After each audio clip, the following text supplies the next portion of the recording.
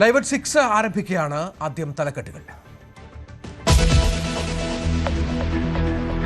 മുഖ്യമന്ത്രി വയനാട് കള്ളാടിയിൽ ദുരന്തം നടന്ന സ്ഥലവും ദുരിതാശ്വാസ ക്യാമ്പും സന്ദർശിച്ചു.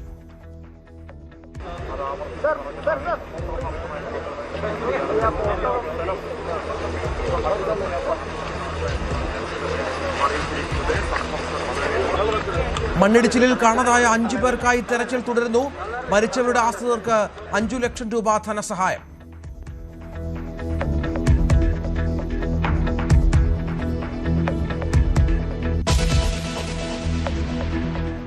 കള്ളാടി ദുരന്ത പശ്ചാത്തലത്തിൽ വയനാട് തുരങ്കപാത നിർമ്മാണം താൽക്കാലികമായി നിർത്തിവെച്ചു. ദുരന്തത്തിൽ ഇരട്ട അന്വേഷണം. മണ്ണിടിച്ചിലുണ്ടായതിന് പിന്നിലെ കാരണങ്ങൾ പരിശോധിക്കുന്നു.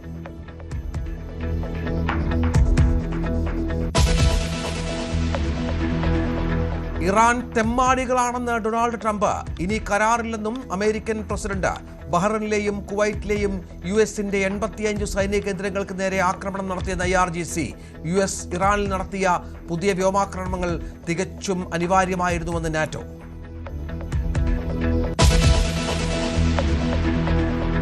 വിഴിഞ്ഞം പോർട്ട് ഓഹരി കൈമാറ്റം ആദ്യം അറിഞ്ഞത് പിണറായി സർക്കാരെന്ന് മുഖ്യമന്ത്രി. ജൂൺ 5-ലെ ദേശാഭിമാനി വാർത്ത ഉയർത്തി മുഖ്യമന്ത്രിയുടെ ചോദ്യം.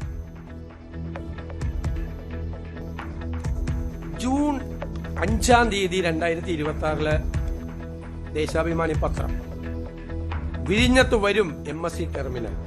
ഓഹരി വാങ്ങാനുള്ള ചർച്ച വേഗത്തിലാക്കി. ഇതെങ്ങനെ വന്നു ഈ വാർത്ത? എവിടെ നിന്ന് കിട്ടി ഈ സോഴ്സ്? ദേശാഭിമാനി പത്രത്തിൽ എവിടെ നിന്നാണ് ഈ സോഴ്സ് കിട്ടിയത്?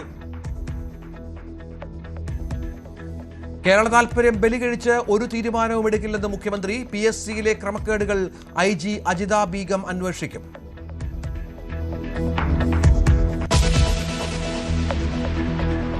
വിഴിഞ്ഞത്തിൽ മുഖ്യമന്ത്രിക്ക് മറുപടിയുമായി CPM. ഓഹരി കൈമാറ്റത്തെക്കുറിച്ച് മുൻകൂർ അറിവ് മുഖ്യമന്ത്രിക്കുണ്ടായിരുന്നുവെന്ന് MV ഗോവിന്ദൻ. മംഗലാപുരം സന്ദർശനം ഇതിനുവേണ്ടി. മുൻ മുഖ്യമന്ത്രിയുടെ പ്രൈവറ്റ് സെക്രട്ടറി ആയതുകൊണ്ടാണ് വിഴിഞ്ഞത്തെക്കുറിച്ച് രാകേഷ് പ്രതികരിച്ചതെന്നും ഗോവിന്ദൻ.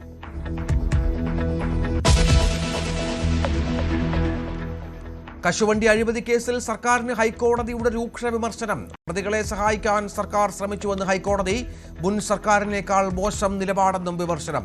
പ്രതി ഉദ്യോഗസ്ഥരിലൂടെ വ്യവസായ വകുപ്പ് ഭരിക്കുന്നുവെന്നും കോടതി. വിവാദ ഉത്തരവ് ഇറക്കിയ വ്യവസായ വകുപ്പ് സെക്രട്ടറിക്കെതിരെ കോടതി അലക്ഷ്യ നടപടി.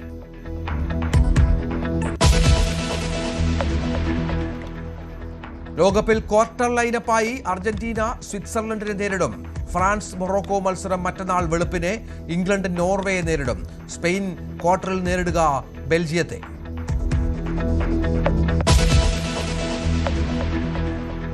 നമുക്ക് വിശദമായ വാർത്തകളിലേക്ക് കടക്കാം. ഇറാൻ തെമ്മാടികളാണെന്ന് ഡൊണാൾഡ് ട്രംപ്. അവരുമായി ഇനി കരാറില്ലെന്നും അമേരിക്കൻ പ്രസിഡന്റ് വ്യക്തമാക്കി. ഓഗസ്റ്റ് പകുതിയോടെ ദീർഘകാല സമാധാന കരാർ ലക്ഷ്യമിട്ടിരുന്നു. എന്നാൽ 3 എണ്ണക്കപ്പലുകൾക്ക് നേരെ ആക്രമണം നടന്നതിന് അവരുമായി ഇടപെടുന്നതിന് സമയം പാഴാക്കലാണെന്നും ട്രംപ് പറഞ്ഞു. ഇതിനിടെ ബഹ്റൈനിലെയും കുവൈറ്റിലെയും US-ന്റെ 85 സൈനിക കേന്ദ്രങ്ങൾക്ക് നേരെ ആക്രമണം നടത്തിയെന്ന് ഇറാന്റെ IRGC അറിയിച്ചു. US ഇറാനിൽ നടത്തിയ പുതിയ വ്യോമാക്രമണങ്ങൾ തികച്ചും അനിവാര്യമായിരുന്നുവെന്ന് നാറ്റോ ജനറൽ സെക്രട്ടറിയും വ്യക്തമാക്കി. VV വിനോദ് ഏറ്റവും പുതിയ വിവരങ്ങളുമായി ചേരും. വിനോദ്, ഇപ്പോൾ ട്രംപിന്റെ മുന്നിൽ ഇനി സമാധാനം എന്നൊന്നില്ല, കരാറില്ല. കരാറിന്റെ കാലാവധി കഴിഞ്ഞ ദിവസം ആക്രമണം ആരംഭിച്ചു കഴിഞ്ഞു. ഇറാനും പ്രത്യാക്രമണം നടത്തി. ഇപ്പോൾ 85 എന്ന കണക്കുകൾ പുറത്തു വരുന്നു. യഥാർത്ഥത്തിൽ മറ്റൊരു യുദ്ധം ഇപ്പോൾ നാളെ നമുക്കറിയാം. അയത്തുള്ള അലി ഖമേനിയുടെ സംസ്കാര ചടങ്ങുകൾ അവസാനിക്കുന്ന ദിവസമാണ്. സംസ്കാരം നാളെയാണ്. ഇന്നിപ്പോൾ ടെഹ്റാനിലടക്കം വലിയ ആൾക്കൂട്ടവും ജനക്കൂട്ടവുമുണ്ട്. ലോക നേതാക്കൾ ഉടനീളം ഇറാനിലുണ്ട്. നാളെ കഴിഞ്ഞാൽ എന്തും പ്രതീക്ഷിക്കാം. രഞ്ജിത്ത്, വൻ ആശങ്ക ഉയർത്തുന്ന ഒരു സാഹചര്യത്തിലൂടെയാണ് കാര്യങ്ങൾ കടന്നു പോകുന്നത്. നമ്മൾ പ്രതീക്ഷിച്ച പോലെ തന്നെ കഴിഞ്ഞ റിപ്പോർട്ടുകളിലൊക്കെ തന്നെ സൂചിപ്പിച്ച കാര്യമാണ്. ഖമേനിയുടെ സംസ്കാരം നടക്കുമ്പോൾ ഇറാൻ ചോരക്കളമാകുമോ എന്ന ഒരു ആശങ്ക. അത് ശരിവെക്കുന്ന തരത്തിലുള്ള കാര്യങ്ങൾ, അല്ലെങ്കിൽ അതിന് ആ തരത്തിൽ ആക്രമിക്കും എന്ന് സൂചന നൽകുന്ന വാക്കുകളാണ് ട്രംപിൻ്റെ ഭാഗത്തു നിന്ന് വരുന്നത്. സമാധാന കരാർ ഇനി ഇല്ല എന്ന് ട്രംപ് പ്രഖ്യാപിച്ചു കഴിഞ്ഞു. നാറ്റോ രാജ്യങ്ങളുടെ സഖ്യം അവരുടെ ഉച്ചകോടി നടക്കുകയാണ്. അവിടെയാണ് ട്രംപ് ഇങ്ങനെ വളരെ വലിയൊരു പ്രഖ്യാപനം നടത്തിയിരിക്കുന്നത്. ഇറാൻ തെമ്മാടി രാജ്യമാണ്, അവർക്ക് നിലപാടില്ല, അവരെ വിശ്വസിക്കാൻ കൊള്ളില്ല. ആ തരത്തിൽ അതിരൂക്ഷമായ വാക്കുകൾ ഉപയോഗിച്ചുകൊണ്ട് ഇറാനെ ആക്രമിക്കും എന്ന വളരെ വ്യക്തമായ സൂചന നൽകിക്കൊണ്ട് ട്രംപിൻ്റെ ഭാഗത്ത് നിന്ന് പ്രഖ്യാപനം ഉണ്ടാകുന്നു. മാത്രമല്ല രഞ്ജിത്ത്, ഇവിടെ ഏറ്റവും പ്രധാനപ്പെട്ട കാര്യം നാറ്റോ രാജ്യങ്ങളുടെ പിന്തുണ അമേരിക്കയ്ക്ക് ലഭിക്കുന്നു എന്നതാണ്. ഇതുവരെ പ്രത്യക്ഷമായി അവരുടെ ഭാഗത്തു നിന്ന് ഒരു പിന്തുണ ഉണ്ടായിരുന്നില്ല. അമേരിക്കയും ഇസ്രായേലും മാത്രമായിരുന്നു ഒരു ചേരിയായി നിന്ന് ആക്രമണം നടത്തിയിരുന്നത്. യുദ്ധം അവസാനിപ്പിക്കണമെന്ന നിലപാടിലായിരുന്നു യൂറോപ്യൻ രാജ്യങ്ങളിൽ പലതും ഉണ്ടായിരുന്നത്. പക്ഷേ ഇപ്പോൾ നാറ്റോയുടെ സെക്രട്ടറി ജനറൽ മാർക്ക് റുട്ടെ അദ്ദേഹം ട്രംപിന് പിന്തുണ പ്രഖ്യാപിച്ചിരിക്കുകയാണ്. ഇറാനുമേൽ ഇപ്പോൾ നടക്കുന്ന ആക്രമണം അത് അനിവാര്യമാണ്. അമേരിക്ക ഇപ്പോൾ നടത്തുന്ന ആക്രമണങ്ങൾ, ഇറാൻ്റെ വിവിധ ഭാഗങ്ങളിലായി അമേരിക്കയുടെ വ്യോമാക്രമണം നടക്കുന്നുണ്ട്, ഇതെല്ലാം തന്നെ അനിവാര്യമാണ് എന്ന നിലയിലേക്ക് നാറ്റോ പോകുന്നു. നേരത്തെ UK-യുടെയും അതോടൊപ്പം തന്നെ ഇറ്റലിയുടെയും ഭാഗത്തു നിന്നാണ് ചെറിയ തോതിലെങ്കിലും ഒരു പിന്തുണ അമേരിക്കയ്ക്ക് ലഭിച്ചിരുന്നത്. മറ്റു രാജ്യങ്ങൾ വിട്ടുനിൽക്കുകയായിരുന്നു. 32 അംഗ രാജ്യങ്ങളുടെ സഖ്യരാജ്യങ്ങളുടെ കൂട്ടായ്മയാണ്. അതിൽ ഒരു പൊതു തീരുമാനം ഉണ്ടാകുന്നു അമേരിക്കയ്ക്ക് പിന്തുണ നൽകാൻ. അങ്ങനെയെങ്കിൽ ഇറാനുമേൽ വലിയ ആക്രമണം നടത്തുക എന്ന നിലയിലേക്ക് കാര്യങ്ങൾ പോകും. ഇറാനാകട്ടെ കുവൈറ്റും ബഹ്റൈനും ഉൾപ്പെടെയുള്ള രാജ്യങ്ങളെ ആക്രമിച്ചു. അവരുടെ പ്രതിരോധ സംവിധാനങ്ങൾ അത് തകർത്തു എന്ന് ഇരു രാജ്യങ്ങളും അവകാശപ്പെട്ടു. നേരത്തെ ഖത്തർ അവർ ഇറാനുമായി ഒരു സൗഹൃദമുണ്ടായിരുന്ന രാജ്യമാണ്. ഖത്തറിൻ്റെ കപ്പൽ ആക്രമിച്ചതോടുകൂടി കപ്പൽ ആക്രമണം വന്നതിന് പിന്നാലെ ഖത്തർ ഇവരുമായി ഇടയുന്നു. അതോടൊപ്പം തന്നെയാണ് സൗദിയുടെ കപ്പൽ ആക്രമിച്ചു. സൗദിയും ഖത്തറും ഇപ്പോൾ രണ്ട് രാജ്യങ്ങളും അപലപിച്ചുകൊണ്ട് രംഗത്തെത്തിയിട്ടുണ്ട്. പക്ഷേ ഇറാൻ ഇതിൽ ഉത്തരവാദിത്തം ഏറ്റെടുത്തിട്ടില്ല. അവർ പറയുന്നത് ഈ 3 കപ്പലുകൾ ആക്രമിക്കപ്പെട്ടതിൽ തങ്ങൾക്ക് ബന്ധമില്ല എന്ന കാര്യമാണ്. ഖമനേയുടെ സംസ്കാരം നാളെ നടക്കാൻ പോവുകയാണ്. ദിവസങ്ങൾ നീണ്ടുനിന്ന ചടങ്ങാണ്. ഒരുപക്ഷെ ലോകത്തെ പ്രധാനപ്പെട്ട നേതാക്കളെയൊക്കെ ക്ഷണിച്ചിരുന്നെങ്കിലും പല രാജ്യങ്ങളിൽ നിന്നും ഏറ്റവും പ്രധാനപ്പെട്ട നേതാക്കൾ അവിടേക്ക് എത്തില്ല എന്ന വിവരം തന്നെയാണ് വരുന്നത്. കാരണം ഇങ്ങനെ ഒരു സാഹചര്യം നിലനിൽക്കുന്നതുകൊണ്ട് തന്നെ, സുരക്ഷാ പ്രശ്നം നിലനിൽക്കുന്നതുകൊണ്ട് തന്നെ പ്രധാനപ്പെട്ട നേതാക്കളൊന്നും തന്നെ അവിടേക്ക് എത്തില്ല എന്ന ഒരു വിവരം അവിടെയാണ് ചില സംശയങ്ങൾ ജനിപ്പിക്കുന്നത്. ഒരുപക്ഷേ ഈ സംസ്കാരം നടക്കുന്ന സ്ഥലത്തല്ലെങ്കിൽ പോലും, അങ്ങനെയുള്ള ഒരു സ്ഥലത്തല്ലെങ്കിൽ പോലും ഇറാന്റെ ശക്തി കേന്ദ്രങ്ങളിലേക്ക് ഒരുപക്ഷെ ആക്രമണം ഉണ്ടാകുമോ എന്ന ആശങ്ക വലിയ തോതിൽ നിലനിൽക്കുന്നുണ്ട്. തീർച്ചയായും BB വിനോദാണ് വിവരങ്ങൾ പങ്കുവെച്ചുകൊണ്ടിരിക്കുന്നത്. ഏതായാലും ഇപ്പോൾ നമുക്ക് വയനാട്ടിലേക്ക് കൂടി ഒന്ന് പോകണം. അവിടെ മുഖ്യമന്ത്രി എത്തി, അവിടെ ദുരിതാശ്വാസ ക്യാമ്പുകൾ സന്ദർശിച്ചു. കളക്ടറേറ്റിൽ അവലോകന യോഗം ചേരുകയാണ് എന്നാണ് മനസ്സിലാക്കുന്നത്. ദുരന്ത ഭൂമിയായി വയനാട്.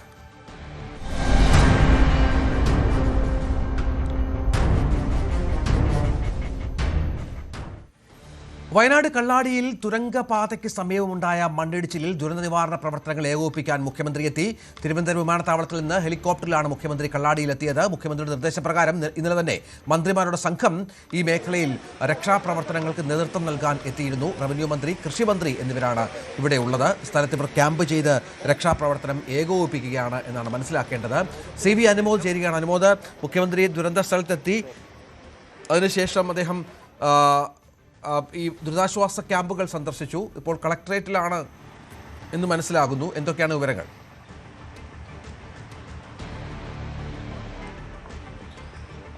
രഞ്ജിത്ത്, അല്പസമയം മുമ്പാണ് മുഖ്യമന്ത്രി കള്ളാടിയിലെ ഈ ദുരന്ത സ്ഥലത്ത് എത്തിയത്. അദ്ദേഹം അവിടെ എത്തി ഈ ദുരന്തം നടന്ന സ്ഥലം, അവിടുത്തെ എന്തെല്ലാം സംഭവിച്ചു എന്നുള്ള കാര്യങ്ങൾ അദ്ദേഹം നേരിട്ട് മനസ്സിലാക്കി. അതിനുശേഷം അദ്ദേഹം ഇവിടുത്തെ മേപ്പാടി പോളിടെക്നിക്കിലുള്ള ദുരിതാശ്വാസ ക്യാമ്പിലാണ് എത്തിയത്. പിന്നെ അദ്ദേഹം BMC ഹോസ്പിറ്റൽ, അവിടെയാണ് ചികിത്സയുള്ളത്, അവരെ കണ്ടതിന് ശേഷമാണ് അദ്ദേഹം കളക്ടറേറ്റിലേക്ക് എത്തുന്നത്. ഇന്ന് ഏറ്റവും പ്രധാനപ്പെട്ട കാര്യം അദ്ദേഹത്തിൻ്റെ ഈ അവലോകന യോഗമാണ്. ഈ ദുരന്തത്തെക്കുറിച്ചും മാത്രമല്ല ദുരന്തം നടന്ന ഇടത്ത് അവിടെ ഒരുപാട് പ്രശ്നങ്ങൾ പ്രദേശവാസികൾ പറയുന്നുണ്ട്. അവിടെ വരാൻ പോകുന്ന പദ്ധതിയെക്കുറിച്ചുള്ള പ്രശ്നങ്ങളും ആശങ്കകളുണ്ട്. അപ്പോൾ ഇതിനൊക്കെ ഒരു പരിഹാരം അദ്ദേഹത്തിൻ്റെ ഭാഗത്തു നിന്നും ഉള്ള തീരുമാനങ്ങൾ ഉണ്ടാകുമെന്ന പ്രതീക്ഷയാണ് ഉള്ളത്. ഇന്നത്തെ അവലോകന യോഗത്തിൽ ഇക്കാര്യങ്ങളൊക്കെ തന്നെ ചർച്ച ചെയ്യും. അതോടൊപ്പം ഏറ്റവും പ്രധാനപ്പെട്ട കാര്യം 5 പേരെ ഇനിയും കണ്ടെത്താൻ കഴിഞ്ഞിട്ടില്ല എന്നുള്ളതാണ്. ഇന്ന് പ്രതികൂല കാലാവസ്ഥയായിരുന്നു. മണ്ണ് ഇടിഞ്ഞിടത്ത് വീണ്ടും മണ്ണ് ഇളകിക്കിടക്കുന്ന അവസ്ഥ, മണ്ണ് ഒലിക്കുന്ന അവസ്ഥ, മണ്ണ് മാന്തി യന്ത്രങ്ങൾ വരെ ഉപയോഗിക്കാൻ കഴിയാത്ത സാഹചര്യം. അങ്ങനെ വലിയ മഴയും പ്രതികൂല സാഹചര്യങ്ങളും ഇന്നത്തെ തെരച്ചിലിന് വിഘാതം തീർത്തു. അതുകൊണ്ട് തന്നെ അടുത്ത ദിവസം കുറെ കൂടി സംവിധാനങ്ങൾ ഉപയോഗിച്ചുകൊണ്ട് കാലാവസ്ഥ അനുകൂലമായാൽ ഈ തെരച്ചിൽ നടത്തി 5 പേരെ കണ്ടെത്താനുള്ള ശ്രമമാണ് ആദ്യം പൂർത്തിയാക്കേണ്ടത്. അതിനുശേഷമാണ് അടുത്ത ഘട്ടത്തിലെ ഈ പുനരധിവാസവും അല്ലെങ്കിൽ ആളുകളെ മാറ്റുന്നതും ഈ മണ്ണ് നീക്കുന്നതിൻ്റെ കാര്യങ്ങളൊക്കെ തീരുമാനിക്കാനുണ്ടാവുക. ഇക്കാര്യങ്ങളിലൊക്കെ അവലോകനത്തിന് ശേഷം അദ്ദേഹത്തിൻ്റെ ഭാഗത്തൊരു മറുപടി ഉണ്ടാകുമെന്നാണ് പ്രതീക്ഷിക്കുന്നത്. അതോടെ തന്നെ ഇന്നലെ തന്നെ ഇതൊരു മനുഷ്യനിർമ്മിത ദുരന്തമാണെന്ന് T. സിദ്ദിഖ് അടക്കമുള്ളവർ അഭിപ്രായപ്പെട്ടിരുന്നു.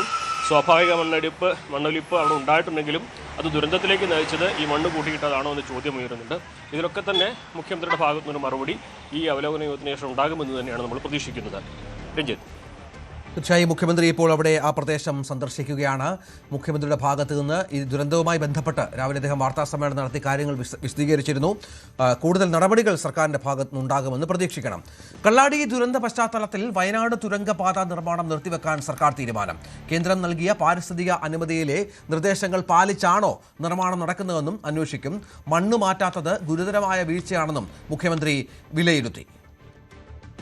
വയനാടുണ്ടായ ദുരന്തത്തെക്കുറിച്ച് വിലയിരുത്തി, ഇതുവരെയുള്ള റിപ്പോർട്ടുകളെല്ലാം വിലയിരുത്തി, ഈ അപകടമുണ്ടായ ഇടയായ സാധ്യതകളെക്കുറിച്ചും അന്വേഷിക്കുന്നതിന് സാങ്കേതികവും നിയമപരവുമായ നടപടികൾ സ്വീകരിക്കുന്നതിന് തീരുമാനിച്ചിട്ടുണ്ട്. അതോടൊപ്പം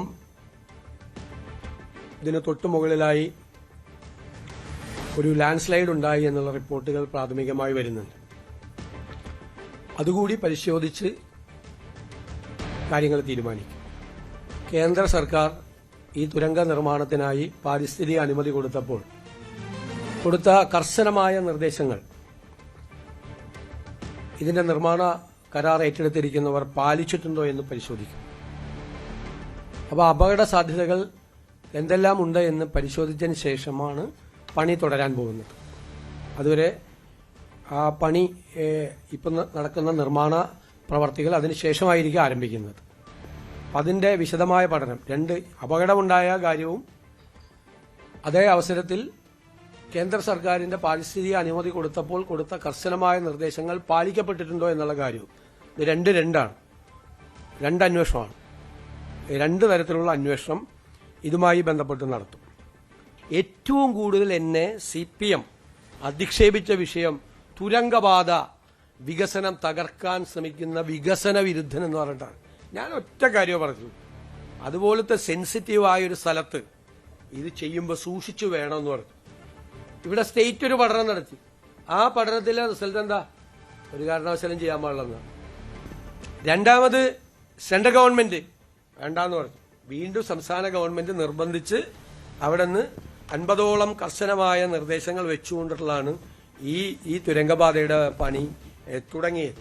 അതുകൊണ്ടാണല്ലോ നമ്മൾ പറഞ്ഞത് എന്താണ് സംഭവിച്ചിരിക്കുന്നത് എന്ന് നമ്മൾ പരിശോധിക്കട്ടെ. ഞാനിപ്പോഴും അങ്ങനെ പറയും, ഗവൺമെന്റിന്റെ ഭാഗമല്ലേ. പക്ഷേ ഈ ഒരു വിഷയത്തിന്റെ പുറത്ത് ഒരുപാട് പരിഹസിക്കപ്പെട്ട, ആക്ഷേപിക്കപ്പെട്ട ഒരു പ്രതിപക്ഷ നേതാവായിരുന്നു ഞാനെന്ന് നിങ്ങളൊക്കെ ഓർക്കുന്നതല്ല. കള്ളാടിയിലെ തിരച്ചിൽ പ്രതീക്ഷിതലും ദുഷ്കരമെന്ന് റവന്യൂ മന്ത്രി AP അനിൽകുമാർ വ്യക്തമാക്കി. കനത്ത മഴ പ്രതിസന്ധിയാണ്. 7 അടിക്ക് മുകളിൽ മണ്ണ് കുന്നുകൂടി കിടക്കുകയാണ്. കൂടുതൽ യന്ത്ര സംവിധാനങ്ങൾ കൊണ്ടുവരും. പ്രദേശവാസികൾക്ക് കടന്നു പോകുന്നതിന് ഇളവ് നൽകിയിട്ടുണ്ടെന്നും മന്ത്രി വ്യക്തമാക്കി. കുറേ ഏരിയ കൂട്ടി കൂടുതൽ വെഹിക്കിൾസ് വന്നിട്ടുണ്ട്. ഇറ്റാച്ചി മറ്റെല്ലാം എത്തിയിട്ടുണ്ട്, വാഹനങ്ങൾ വരുന്നുണ്ട്. മണ്ണ് എത്രയും പെട്ടെന്ന് നീക്കം ചെയ്യാനുള്ളത് നടത്താൻ ഏതാണ്ട് ഒരു ധാരണ ഉണ്ട് എന്നാണ് പറയുന്നത്, ഏത് ഏരിയയിലായിരിക്കും എന്നുള്ളത്. അപ്പോൾ അതിന്റെ ഒരു ഫോക്കസ് വെച്ച് പോകുന്നുണ്ട്. മഴ വലിയ അങ്ങനെ ഇതില്ല, അത് നമ്മൾ സ്റ്റാർട്ട് ചെയ്തിട്ടുള്ളൂ. മഴ വലിയ തടസ്സമാണ്. വലിയ തടസ്സം തന്നെയാണ്. ഇല്ല, നമ്മൾ ചെയ്യുന്നുണ്ട്, വർക്ക് ചെയ്യുന്നുണ്ട്. അവിടെ നമുക്ക് അവർ ഫ്രീ ആക്കി വിട്ടുകൊടുക്കുക എന്നുള്ളതാണ്. അപ്പോൾ അവരെ നന്നായിട്ട് ചെയ്യുന്നുണ്ട്. പ്രദേശവാസികൾക്കുള്ള നിയന്ത്രണങ്ങൾ എന്തെങ്കിലും ഈ ഘട്ടത്തിൽ? പ്രദേശവാസികൾ ഇവിടെ താമസിക്കുന്നവർക്ക് അങ്ങോട്ടും ഇങ്ങോട്ടും പോകാനുള്ള സൗകര്യം ഒരുക്കിയിട്ടുണ്ട്. അതല്ലാത്തവർ വന്നിട്ട് നമ്മുടെ വർക്കിനെ ബാധിക്കാത്ത രീതിയിലാക്കും. വിഴിഞ്ഞം തുറമുഖ പദ്ധതിയിൽ മുഖ്യമന്ത്രിയും അദാനി കമ്പനിയും ഗൂഢാലോചന നടത്തിയെന്ന ആരോപണം തള്ളി മുഖ്യമന്ത്രി. ഓഹരി കൈമാറ്റം നേരത്തെ അറിഞ്ഞത് LDF സർക്കാരാണ്. ജൂൺ 5-ന് ദേശാഭിമാനി പത്രത്തിൽ വന്ന ലേഖനം ഉയർത്തിയായിരുന്നു മുഖ്യമന്ത്രിയുടെ പ്രതിരോധം. LDF സർക്കാർ കാലത്തെ വിഴിഞ്ഞം കോൺക്ലേവിൽ MSC പ്രതിനിധികൾ പങ്കെടുത്തുവെന്നും സതീശൻ പറഞ്ഞു. ജൂൺ 5-ാം തീയതി 2026 ദേശാഭിമാനി പത്രം, വിഴിഞ്ഞത്ത് വരും MSC ടെർമിനൽ, ഓഹരി വാങ്ങാനുള്ള ചർച്ച വേഗത്തിലാക്കി. ജൂൺ 5 ഞങ്ങളുടെ MD അവിടെ ചാർജ് എടുക്കുന്നത് ജൂൺ 11-ാം തീയതിയാണ് ആണല്ലോ. ജൂൺ 11-ാം തീയതി ഞങ്ങളുടെ MD അവിടെ. അതിനു മുമ്പ് അറിയാമായിരുന്ന ഏക പത്രം ദേശാഭിമാനിയാണ്. ദേശാഭിമാനിയുടെ സോഴ്സ് എന്താണ്? ഗവൺമെന്റാണ് ദേശാഭിമാനിയുടെ സോഴ്സ്. ആ കഴിഞ്ഞ ഗവൺമെന്റിന്റെ കാലത്ത് ആ കഴിഞ്ഞ ഗവൺമെന്റിന് നേതൃത്വം കൊടുത്ത ആളുകളാണ് ദേശാഭിമാനിയുടെ സോഴ്സ്. നിങ്ങൾക്ക് ഒരു മാധ്യമങ്ങൾക്കും കിട്ടാത്ത വാർത്ത വിഴിഞ്ഞത്ത് വരും. ഞാനിപ്പോഴാണ് കാണുന്നത്, ഇന്നലെയാണ് കാണുന്നത്. വിഴിഞ്ഞത്ത് വരും MSC ടെർമിനൽ ഓഹരി വാങ്ങാനുള്ള ചർച്ച വേഗത്തിലാക്കി. അപ്പം ഞങ്ങളുടെ MD അവിടെ ചാർജ് എടുത്തതിന് ശേഷമല്ല, അതിനു മുൻപ് അവിടെ MD ഉണ്ടായിരുന്നു, ഗവൺമെന്റ് ഉണ്ടായിരുന്നു, പോർട്ടും മന്ത്രി ഉണ്ടായിരുന്നു. കഴിഞ്ഞ ഗവൺമെന്റിന് അറിയാമായിരുന്നു MSC ആയിട്ടുള്ള, എന്നിട്ടത് ഞങ്ങളുടെ തലയിൽ കൊണ്ട് വയ്ക്കാൻ നോക്കുക. ഇതെങ്ങനെ വന്നു ഈ വാർത്ത? എവിടെ നിന്ന് കിട്ടി ഈ സോഴ്സ്? ദേശാഭിമാനി പത്രത്തിൽ എവിടെ നിന്നാണ് ഈ സോഴ്സ് കിട്ടിയത്? 5-ാം തീയതി MSC വരും. വിഷയത്തിൽ അദാനി കമ്പനിയെ അന്ന് തന്നെ അതൃപ്തി അറിയിച്ചിരുന്നു. ഓഹരി കൈമാറ്റത്തിനുള്ള അപേക്ഷ എംപവേർഡ് കമ്മിറ്റി പരിശോധിക്കുമെന്നും മുഖ്യമന്ത്രി വ്യക്തമാക്കി. ഞങ്ങളുടെ മുമ്പിലുള്ള എന്താണ് കാര്യം? കൺസെഷൻ എഗ്രിമെന്റിൽ അവരുടെ ഷെയർ അവർക്ക് കൊടുക്കണമെങ്കിൽ ഗവൺമെന്റിന്റെ അപ്രൂവൽ വേണം. ഞങ്ങൾ എന്തിനാണ് അപ്രൂവൽ കൊടുക്കില്ല എന്ന് ഞങ്ങൾ തീരുമാനിക്കാൻ പാടില്ലല്ലോ. ഗവൺമെന്റിന്റെ താല്പര്യങ്ങൾ സംരക്ഷിക്കപ്പെടണം. ഗവൺമെന്റിന്റെ ഇൻട്രസ്റ്റ്, നമ്മളാണ് ഓണർ, നമ്മുടെ താല്പര്യങ്ങൾ പൂർണ്ണമായി സംരക്ഷിക്കപ്പെടണം. അല്ലാതെയുള്ള എന്തെങ്കിലും ഇതിലുണ്ടോ, ഇതിന്റെ ട്രാൻസ്ഫറിലുണ്ടോ എന്ന് നമ്മൾ നോക്കണം, നമ്മൾ പരിശോധിക്കണം. മാത്രമല്ല, ഈ വിഴിഞ്ഞം പോർട്ടിന്റെ ഭാവി എങ്ങനെയായിരിക്കും ഇവർ വന്നാൽ, ഗുണമാണോ ദോഷമാണോ, അതിനാണ് എംപവേർഡ് കമ്മിറ്റിക്ക് അത് പഠിക്കാൻ വേണ്ടി കൊടുത്തിരിക്കുന്നത്. ഇനി അവർ പഠിച്ചു വന്നാലും ഗവൺമെന്റ് ഓഫ് ഇന്ത്യയുടെ സാങ്ഷനും എല്ലാം കിട്ടിക്കഴിഞ്ഞാൽ മാത്രമേ സ്റ്റേറ്റ് ഗവൺമെന്റ് ഇക്കാര്യത്തിൽ ഒരു തീരുമാനം എടുക്കുകയുള്ളൂ. MSC കമ്പനി വരുന്നതിനോട് താൽപര്യക്കുറവില്ലെന്ന സൂചനയും മുഖ്യമന്ത്രിയുടെ വാക്കുകളിലുണ്ട്. വിഴിഞ്ഞത്തിന്റെ സവിശേഷതകൾക്കൊപ്പം ശ്രീലങ്കയിലും സിംഗപ്പൂരിലുമുള്ള കമ്പനിയുടെ ബിസിനസ്സും അദ്ദേഹം വിശദീകരിച്ചു. അവർ ലോകത്തിലെ ഏറ്റവും, ഞങ്ങൾ പരിശോധിച്ചു, ലോകത്തിലെ ഏറ്റവും വലിയ ഷിപ്പിംഗ് കമ്പനികളിൽ ഒന്നാണ്. അവർ ശ്രീലങ്കയിൽ ഓപ്പറേറ്റ് ചെയ്യുന്നുണ്ട്, അവർ കൊളംബോ എയർപോർട്ട് ഓപ്പറേറ്റ് ചെയ്യുന്നുണ്ട്, സിംഗപ്പൂർ ഓപ്പറേറ്റ് ചെയ്യുന്നുണ്ട്. അവരുടെ ഒരു സബ്സിഡിയറി കമ്പനിയാണ്. അവർക്കാണ് ഇവർ കൊടുത്തിരിക്കുന്നത്, നേരിട്ട് MSCക്ക് അല്ല കൊടുത്തിരിക്കുന്നത്. ഇത് ഷെയർ മാറ്റം വേണമെന്ന് ആവശ്യപ്പെട്ടിരിക്കുന്നത് അവരുടെ ഒരു സബ്സിഡിയറി കമ്പനിക്കാണ്. മനസ്സിലായില്ലേ? അപ്പോൾ അവർ പറഞ്ഞിരിക്കുന്നത് ഈ കൊളംബോയിൽ നടക്കുന്ന ബിസിനസ് നന്നായിട്ട് നടക്കുന്നുണ്ട്, സിംഗപ്പൂർ നടക്കുന്ന ബിസിനസ് നടക്കുന്നുണ്ട്. അത് വിഴിഞ്ഞത്തേക്ക് അത് കൂടുതൽ കൊണ്ടുവരാൻ പറ്റും. കാരണം അവർക്ക് എല്ലാ ഷിപ്പിംഗ് കമ്പനികളുടെയും താല്പര്യം എന്ന് പറയുന്നത് ഈ റൂട്ടാണ്. ഇതിന്റെ ഒരു സ്ട്രാറ്റജിക് ആയിട്ടുള്ള ഒരു പ്രത്യേകതയും ഈ റൂട്ടും ട്രാവൽ ചെയ്യുന്നതിനുള്ള കുറവും മദർഷിപ്പുകൾ അടുക്കാനുള്ള സൗകര്യം ഉൾപ്പെടെയുള്ള കുറെ അഡ്വാൻറ്റേജ് ഇവിടെയുണ്ട് എന്ന് പറഞ്ഞു. അവരുടെ ഷിപ്പ് അടുക്കുന്നതിനെ നമ്മളെങ്ങനെ അവരുടെ ഡംപിംഗ് യാർഡാന്ന് പറയുന്നത്? അവരുടെ ഷിപ്പ് അടുക്കുന്നുണ്ട്. അത് ധനവകുപ്പും നിയമവകുപ്പും കൈവശം വെച്ചിരിക്കുന്നുവെന്ന രാഷ്ട്രീയ വിമർശനത്തിനും മുഖ്യമന്ത്രി മറുപടി നൽകി. ധനവകുപ്പ് കൈകാര്യം ചെയ്യണമെന്ന് എല്ലാ മന്ത്രിമാരും ഒറ്റക്കെട്ടായി ആവശ്യപ്പെട്ടുവെന്ന് മുഖ്യമന്ത്രി പറഞ്ഞു. ഒരു വകുപ്പ് എടുക്കരുതായിരുന്നു എൻ്റെ ആഗ്രഹം, എന്നുവെച്ചാൽ പ്രധാനപ്പെട്ടത്. ഞാനതാണ് ഞങ്ങളുടെ പാർട്ടിയിൽ പറഞ്ഞത്. ഞാൻ പ്രധാനപ്പെട്ട വകുപ്പുകളിൽ നിന്ന് എന്നെ ഒഴിവാക്കണം. സാധാരണ മുഖ്യമന്ത്രിമാർ കൈകാര്യം ചെയ്യേണ്ട കുറെ വകുപ്പുകളുണ്ട്, ഏത് മുഖ്യമന്ത്രിയാണെങ്കിലും. അതൊഴിച്ച് ആഭ്യന്തരവും വേണ്ട, ഫിനാൻസും വേണ്ട എന്നാണ് ഞാൻ പറഞ്ഞിരുന്നത്. അത് സമ്മതിച്ചില്ല. ഫിനാൻസ് നിർബന്ധമായി മുഖ്യമന്ത്രി എടുക്കണമെന്ന് പാർട്ടിയാണ് ആവശ്യപ്പെട്ടത്. നിർബന്ധമായി എല്ലാ മന്ത്രിമാരും ഒറ്റക്കെട്ടായിട്ട് ആവശ്യപ്പെട്ടിട്ടാണ് ഫിനാൻസ് എടുത്തത്, അല്ലേ? ഞാൻ പോർട്ട് കൊടുത്തു. പോർട്ട് എന്താ എടുക്കാൻ കാര്യം? പോർട്ട് എൻ്റെ ഡ്രീം പ്രോജക്റ്റാണ്. ഈ സർക്കാരിന്റെ ഏറ്റവും ഡ്രീം പ്രോജക്റ്റ് പോർട്ടാണ്. അത് മുഖ്യമന്ത്രിയുടെ ഓഫീസിലാവുമ്പോഴാണ് അതിന്റെ കോർഡിനേഷനും മറ്റു കാര്യങ്ങളും ചെയ്യുള്ളൂ. വകുപ്പ് എടുക്കുന്ന അഴിമതിക്ക് വേണ്ടിയിട്ടാണ്. എന്തൊരു വില കുറഞ്ഞ വർത്തമാനമാണ് പ്രതിപക്ഷ നേതാവ് പറഞ്ഞത്. അദ്ദേഹം ഇരിക്കുന്ന ആ കസേരയ്ക്ക് യോജിക്കാത്ത വർത്തമാനമാണ് ബഹുമാനപ്പെട്ട, എനിക്ക് വിഷമമുണ്ട്, പ്രതിപക്ഷ നേതാവ് പറഞ്ഞത്. എന്റെ മറു ചോദ്യമാണ്, ആരുടെയെങ്കിലും നിന്നും കൈനീട്ടി മേടിക്കാൻ വേണ്ടിയിട്ടാണ് IT വെച്ചത്, അല്ലെ ആരെങ്കിലും സഹായിക്കാൻ വേണ്ടിയിട്ടാണ് IT വെച്ചത്? എന്റെ മറു ചോദ്യം. അതിന് മറുപടി പറയട്ടെ. IT എന്തിനാ കയ്യിൽ വെച്ചത്? എന്തിനാ IT കയ്യിൽ വെച്ചത്? പിണറായി വിജയൻ നമ്മളെ കൊണ്ട് പറയിപ്പിക്കല്ലേ. ഞാൻ ഇത്ര പറയുള്ളൂ. ഞാനായതുകൊണ്ട് ഞാൻ അതിന്റെ രണ്ടാമത്തെ റൗണ്ട് ഞാൻ പറയില്ല. വിഴിഞ്ഞം ഓഹരി കൈമാറ്റത്തെക്കുറിച്ച് മുൻകൂർ അറിവ് മുഖ്യമന്ത്രിക്കുണ്ടായിരുന്നുവെന്നാണ് MV ഗോവിന്ദന്റെ മറുപടി. മംഗലാപുരം സന്ദർശനം ഇതിനുവേണ്ടി കൂടിയാണ്. മംഗലാപുരം യാത്രയെക്കുറിച്ച് രാഹുൽ ഗാന്ധി പ്രതികരിക്കണം. MSC നിക്ഷേപം സംബന്ധിച്ച വാർത്ത ദേശാഭിമാനിയിൽ വരാൻ പാടില്ലായിരുന്നു. മുൻ മുഖ്യമന്ത്രിയുടെ പ്രൈവറ്റ് സെക്രട്ടറി എന്ന നിലയിലാണ് വിഴിഞ്ഞത്തെക്കുറിച്ച് രാകേഷ് പ്രതികരിച്ചതെന്നും ഗോവിന്ദൻ പറഞ്ഞു. സംസ്ഥാന ഗവൺമെന്റിന് ഈ കാര്യം സംബന്ധിച്ചെല്ലാം മുൻകൂർ അറിവുണ്ടായിരുന്നു എന്ന കാര്യം വ്യക്തമാണ്. മുഖ്യമന്ത്രിയാവുന്നതിന് മുമ്പ് VD സതീശൻ സംസ്ഥാനത്തിന്റെ അവകാശങ്ങൾ ഒരു സ്വകാര്യ കമ്പനിക്ക് അടിയറ വെക്കുന്ന നിലപാടിനെയാണ് ഞങ്ങളെല്ലാം എതിർത്തത്. അദാനിയുമായിട്ടുള്ള രഹസ്യ ഉടമ്പടികൾക്ക് ഇടനിലനിൽക്കുന്ന VD സതീശന്റെ നിലപാടിനെ കുറിച്ച് രാഹുൽ ഗാന്ധി അഭിപ്രായം പറയണം. ഇതേവരെ രാഹുൽ ഗാന്ധി പ്രതികരിച്ചിട്ടില്ല. അപ്പോൾ അദാനിയുമായിട്ട് ബന്ധപ്പെട്ട ഈ ഡീൽ സംബന്ധിച്ചും മാംഗ്ലൂർ യാത്ര സംബന്ധിച്ചും തീർച്ചയായും കോൺഗ്രസ് നേതൃത്വത്തിന്റെ, പ്രത്യേകിച്ച് രാഹുൽ ഗാന്ധി ഉൾപ്പെടെയുള്ളവരുടെ പ്രതികരണം വളരെ പ്രധാനമാണ്. ഓഹരി കൈമാറ്റം സംബന്ധിച്ച വാർത്ത ആദ്യം പ്രസിദ്ധീകരിച്ച് ദേശാഭിമാനി പത്രമാണ് എന്ന ഒരു വ്യാജ പ്രചാരവേല, അതിൽ പാർട്ടി നേതൃത്വവുമായിട്ടൊക്കെ ബന്ധപ്പെട്ടുകൊണ്ടാണ് ഈ കാര്യങ്ങൾ അറിഞ്ഞത് എന്ന കാര്യമൊക്കെ അദ്ദേഹം പറയുണ്ടായി. CPIയുമായി ബന്ധപ്പെട്ട ഒരു കാര്യവും അദാനിയുമായിട്ട് ഈ രീതിയിലുള്ള ഒരു ഡീലും ഞങ്ങൾ ഒരിക്കലും ഉണ്ടാക്കിയിട്ടില്ല, ഇനി ഉണ്ടാക്കാൻ ഉദ്ദേശിക്കുന്നില്ല. ഇടവേള.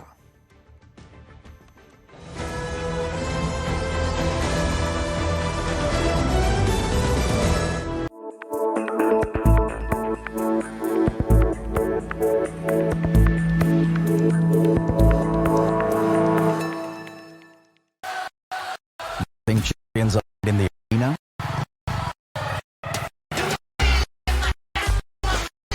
Rise from the streets. Streets remember champions.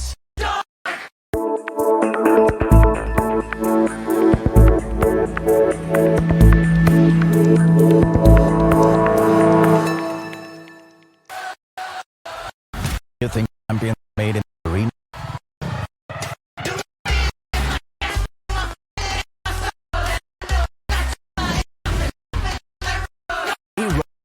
From the streets, the street remember champions.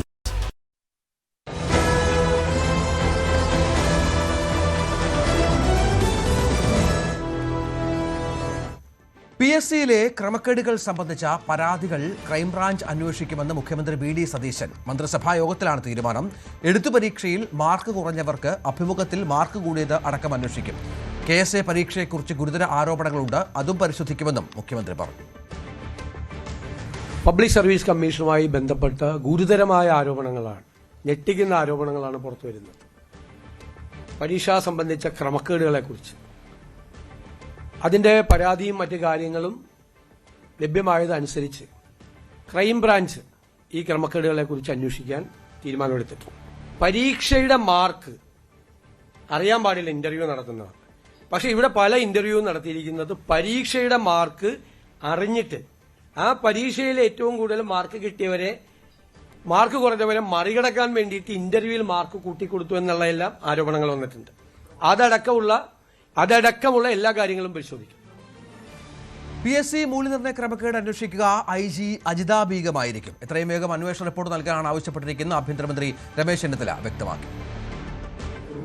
Ajitha ബീഗത്തിന്റെ നേതൃത്വത്തിലുള്ള ടീമായിരിക്കും അന്വേഷിക്കുന്നത്. അന്വേഷണം എത്രയും പെട്ടെന്ന് തീർക്കണമെന്നാണ് ഞങ്ങളുടെ ആവശ്യം. ആ സമയപരിധി തീരുമാനിക്കുന്നത് ടീമാണ്. IG അജിത ബീഗത്തിന്റെ നേതൃത്വത്തിലുള്ള ടീമായിരിക്കും അന്വേഷിക്കുന്നത്. അത് സമയം അവർക്ക് വിട്ടുകൊടുക്കുകയാണ്. എത്രയും പെട്ടെന്ന് വേണമെന്നാണ് നമ്മുടെ അഭിപ്രായം. ഏതായാലും കേരളം കണ്ട ഏറ്റവും വലിയ അഴിമതിയാണ് PSCയുടെ വിശ്വാസ്യതയെ ചോദ്യം ചെയ്യപ്പെട്ടിരിക്കുന്നത്. അത് വലിയ ഗുരുതരമായ തെറ്റാണ്. നമ്മുടെ ഉദ്യോഗാർത്ഥികൾ, തൊഴിൽരഹിതരായിട്ടുള്ള ഉദ്യോഗാർത്ഥികളെല്ലാം PSCയിലാണ് വിശ്വാസം അർപ്പിച്ചിരിക്കുന്നത്. പക്ഷേ കഴിഞ്ഞ ഗവൺമെന്റ് കാലത്ത് PSCയെ എങ്ങനെ ദുരുപയോഗപ്പെടുത്തി എന്നുള്ളതിന്റെ ഏറ്റവും വലിയ ഉദാഹരണങ്ങളാണ് ഇപ്പോൾ നമ്മൾ കണ്ടുകൊണ്ടിരിക്കുന്നത്. അതുകൊണ്ട് ഒരു കാരണവശാലും ഇതിന് നേതൃത്വം കൊടുത്ത ആളുകൾ രക്ഷപ്പെടാൻ പോകുന്നില്ല. ശക്തമായ നടപടികൾ റിപ്പോർട്ട് കിട്ടിക്കഴിഞ്ഞാൽ ഉണ്ടാകും. കശുവണ്ടി അഴിമതി കേസിലെ പ്രോസിക്യൂഷൻ അനുമതിയിൽ സർക്കാരിനെതിരെ ആഞ്ഞടിച്ച് ഹൈക്കോടതി. പ്രതികളെ സഹായിക്കാൻ സർക്കാർ ശ്രമിച്ചു. ഉത്തരവിറക്കിയ ഉദ്യോഗസ്ഥരാണ് കുറ്റക്കാർ. ഉത്തരവിറക്കിയ ഉദ്യോഗസ്ഥർ തലസ്ഥാനത്ത് തുടരാൻ യോഗ്യരല്ല. പ്രതി വാർത്താ സമ്മേളനം നടത്തി നീതിന്യായ വ്യവസ്ഥയെ ആക്രമിച്ചു. ഉത്തരവ് അപകടകരവും അനാവശ്യവുമാണ്.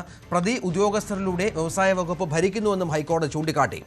സർക്കാർ അപ്പീൽ നൽകുന്നതിന് ഹൈക്കോടതി എതിരല്ല. പ്രോസിക്യൂഷൻ അനുമതി നൽകണമെന്ന് കോടതി നിർബന്ധിച്ചിട്ടില്ല. കോടതി വിധിക്ക് അനുസൃതമായി തീരുമാനമെടുക്കണമെന്നാണ് നിർദ്ദേശം. കോടതിയെ നാണം കെടുത്തുക എന്ന ഉദ്ദേശം നടപ്പാക്കിയെന്നും ഹൈക്കോടതി വിമർശിച്ചു. വിവാദ ഉത്തരവ് ഇറക്കിയ K. ബിജു IASനെതിരെ കോടതിയലക്ഷ്യ നടപടിയുണ്ടാകും. K. ബിജു മറ്റന്നാൾ ഹാജരാകണം. ഓണം ബമ്പർ ഒന്നാം സമ്മാനത്തുക വർദ്ധിപ്പിച്ചു. ഒന്നാം സമ്മാനം 30 കോടിയാക്കി സർക്കാർ ഉത്തരവിറക്കി. 25 കോടിയായിരുന്നു നേരത്തെ സമ്മാനത്തുക. 50 ലക്ഷമായിരുന്ന മൂന്നാം സമ്മാനം 25 ലക്ഷമാക്കി. സമ്മാനഘടനയിൽ മാറ്റം വരുത്തി. ഓണം ബമ്പർ ലോട്ടറി ടിക്കറ്റിന്റെ പ്രകാശനം ജൂലൈ 17-ന് മുഖ്യമന്ത്രി VD സതീശൻ നിർവഹിക്കുമെന്ന് ഡയറക്ടർ അഞ്ജു KS അറിയിച്ചു. ടിക്കറ്റ് വിലയിൽ മാറ്റമില്ല. രാജ്യത്ത് ഇത്രയും ഉയർന്ന തുക ലോട്ടറി സമ്മാനമായി നൽകുന്നത് കേരളത്തിലാണ്. 500 രൂപയാണ് ടിക്കറ്റിന്റെ വില. അൻസിബ നൽകിയ കേസിൽ മുൻകൂർ ജാമ്യം തേടി നടൻ ടിനി ടോം എറണാകുളം സെഷൻസ് കോടതിയിലാണ് അപേക്ഷ നൽകിയത്. അൻസിബയ്ക്കെതിരായ ജിഹാദി പരാമർശത്തിൽ ടിനി ടോമിനെതിരെ കടവന്ത്ര പോലീസ് കേസെടുത്തിരുന്നു. ടി വീണയുടെ പിണറായിയിലെ ഭൂമി പരിശോധിച്ച് ഇഡി. ഇന്നലെ രാവിലെയായിരുന്നു പരിശോധന. വില്ലേജ് ഓഫീസറുടെ സഹായത്തോടെയായിരുന്നു 80 സെന്റ് സ്ഥലം പരിശോധിച്ചത്. ഭൂമിയുടെ ആധാരവുമായി എത്തിയായിരുന്നു പരിശോധന. പിണറായിയുടെ വീടിന് സമീപത്തുള്ള ഭൂമിയും പരിശോധിച്ചു. നികുതി രേഖകൾ ഇഡി ഉദ്യോഗസ്ഥർ കൊണ്ടുപോയി. ആലപ്പുഴയിലെ BJP നേതാവ് രഞ്ജിത്ത് ശ്രീനിവാസൻ വധക്കേസിൽ 10ാം പ്രതി നവാസിന് ഇടക്കാല ജാമ്യം അനുവദിച്ച് ഹൈക്കോടതി. 1 മാസത്തേക്കാണ് ജാമ്യം അനുവദിച്ചത്. ഗുരുതര ആരോഗ്യ പ്രശ്നങ്ങൾ ഉണ്ടുവെന്ന മെഡിക്കൽ റിപ്പോർട്ടിന്റെ അടിസ്ഥാനത്തിലാണ് ജാമ്യം. പക്ഷാഘാതം വന്ന് ശരീരം തളർന്നിരുന്നു. ഈ മെഡിക്കൽ റിപ്പോർട്ട് കൂടി പരിഗണിച്ചാണ് കോടതിയുടെ തീരുമാനം. വധശിക്ഷയ്ക്ക് വിധിച്ച് 1 വർഷമായി ജയിലിൽ കഴിയുകയാണ് പ്രതി. കേസിൽ 15 പ്രതികൾക്കും വധശിക്ഷയാണ് കോടതി വിധിച്ചത്. ജമ്മു കാശ്മീരിൽ സൈന്യവുമായുള്ള ഏറ്റുമുട്ടലിൽ ലഷ്കർ ഭീകരൻ സാക്കിർ ഗാനായി കൊല്ലപ്പെട്ടു. ആയുധങ്ങളും പിടിച്ചെടുത്തു. ലഷ്കർ ഭീകരൻ ലത്തീഫ് ഭട്ടിനായി സുരക്ഷാസേന തെരച്ചിൽ തുടരുകയാണ്. ഷോപ്പിയാനിൽ സൈന്യവും ജമ്മു കാശ്മീർ പോലീസും സംയുക്തമായാണ് ജൂലൈ 13-ന് തെരച്ചിൽ ആരംഭിച്ചത്. ഈ ഓപ്പറേഷൻ 5ാം ദിവസത്തിലേക്ക് കടക്കുകയാണ്. മട്ടന്നൂർ ഷുഹൈബ് വധക്കേസിലെ വിവാദ പരാമർശത്തിൽ കെ സുധാകരൻ MP കോടതിയിൽ ഹാജരായി. കോടതിയലക്ഷ്യ കേസിലാണ് സുധാകരൻ ഹാജരായത്. സുധാകരന്റെ മാപ്പപേക്ഷ ഹൈക്കോടതി സ്വീകരിച്ചു. കോടതിയലക്ഷ്യ കേസ് തീർപ്പാക്കി. പാലക്കാട് മണ്ണാർക്കാട് നെല്ലിപ്പുഴയിൽ ബൈക്ക് അപകടത്തിൽ വിദ്യാർത്ഥിക്ക് ദാരുണാന്ത്യം. തെങ്കര സ്വദേശി 19-കാരൻ സൽമാനാണ് മരിച്ചത്. ബൈക്കിന് പിന്നിലിരുന്ന് യാത്ര ചെയ്യുകയായിരുന്നു സൽമാൻ. മഴയിൽ റോഡിൽ ബൈക്ക് തെന്നി വീണു. വിദ്യാർത്ഥിയെ ഉടൻ ആശുപത്രിയിൽ എത്തിച്ചുവെങ്കിലും മരണം സംഭവിക്കുകയായിരുന്നു.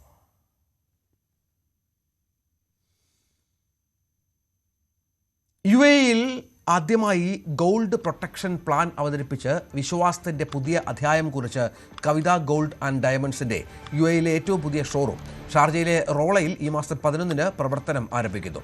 കവിത ഗോൾഡ് ആൻഡ് ഡയമണ്ട്സിൻ്റെ 13ാമത്തെയും UAEയിലെ 2ാമത്തെയും ഷോറൂമാണിത്.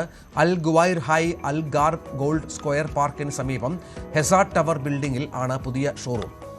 ഇതിനു പുറമെ കോഴിക്കോട്ടും പുതിയ ഷോറൂമുകൾ ഉടൻ പ്രവർത്തനം ആരംഭിക്കുമെന്ന് ചെയർമാൻ TP രാജഗോപാൽ, ഡയറക്ടർമാരായ പ്രസാദ് രാജഗോപാൽ, പ്രജീഷ് രാജഗോപാൽ എന്നിവർ അറിയിച്ചു. ഉദ്ഘാടന ഓഫറായി സ്വർണ്ണാഭരണങ്ങളുടെ പണിക്കൂലിയിൽ 50% വരെ ഇളവ് നൽകുമെന്നും അറിയിച്ചിട്ടുണ്ട്.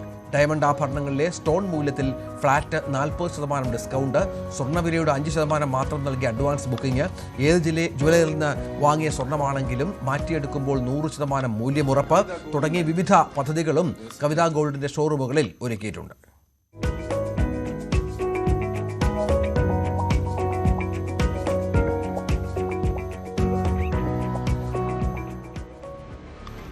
ഇനി ഫുട്ബോൾ വിശേഷങ്ങൾ. ഫുട്ബോൾ ഇൻ അസോസിയേഷൻ വിത്ത് മേത്തർ eagle FC Kerala.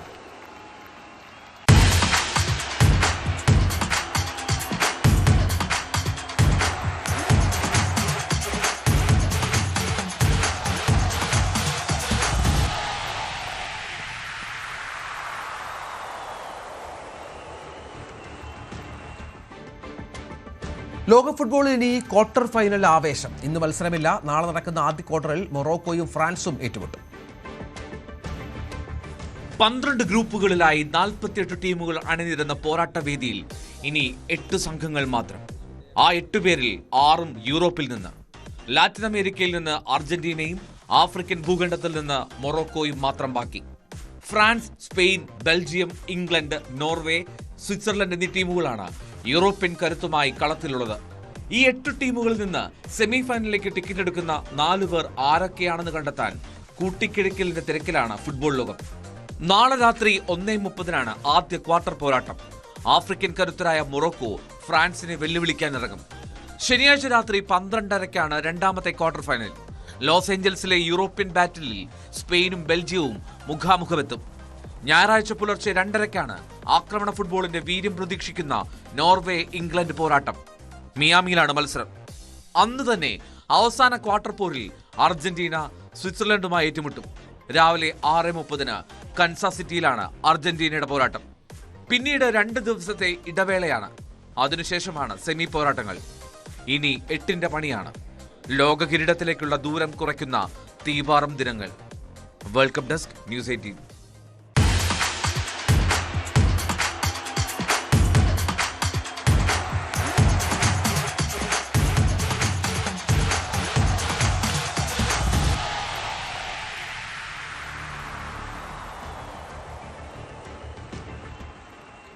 ഫുട്ഗോളം in association with മേത്തർ ഈഗിൾ FC കേരള. ഇനി സ്വർണം വെള്ളി നിരക്കുകൾ. കവിത ഗോൾഡ് ആൻഡ് ഡയമണ്ട്സ് ഇന്നത്തെ സ്വർണം വെള്ളി നിരക്കുകൾ നിങ്ങൾക്കായി സമർപ്പിക്കുന്നത് Kavitha gold and diamonds, the versatile jewellery. സ്വർണം 22 ക്യാരറ്റ് ഗ്രാമിന് 13,245, പവന് 1,01,960. സ്വർണം 18 ക്യാരറ്റ് ഗ്രാമിന് 10,940, പവന് 87,520. വെള്ളി ഗ്രാമിന് 245, കിലോയ്ക്ക് 2,45,000. കവിത ഗോൾഡ് ആൻഡ് ഡയമണ്ട്സ് ഇന്നത്തെ സ്വർണം വെള്ളി നിരക്കുകൾ നിങ്ങൾക്കായി സമർപ്പിച്ചത് Kavitha gold and diamonds, the versatile jewellery. ഇടവേള.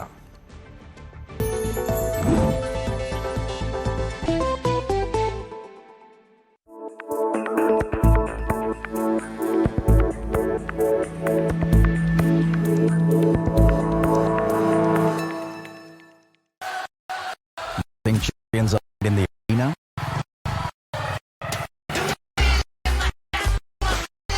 Rise from the streets. Streets remember champions.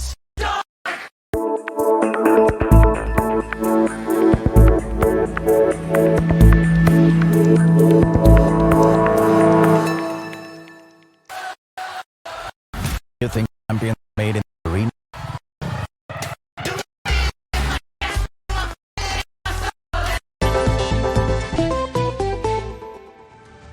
Live 6 ആരംഭിക്കുകയാണ്. ആദ്യം തലക്കെട്ടുകൾ.